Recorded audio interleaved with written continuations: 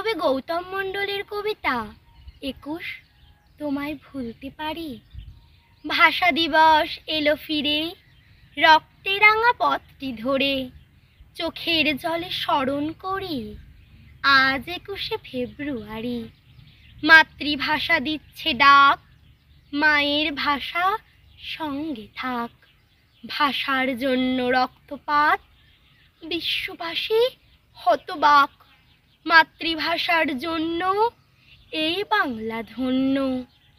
মাতৃভাষা আসুক ফিরে, ধানের খেতে আর শিশিরে। পদ্মা নদী ঢেউ তুলে মায়ের ভাষা কেউ ভুলে। উড়ছে কি আজ রঙিন ফাগ, কাঁদছে আজও শাহবাগ। শ্রদ্ধা জানায় বারবার রফিক সালাম জব্বার। রক্তে রাঙা শহীদ বেদী বইছে আজও পদ্মা নদী। বীর শহীদের রক্তে ঢালা অ আ ক খ বর্ণমালা।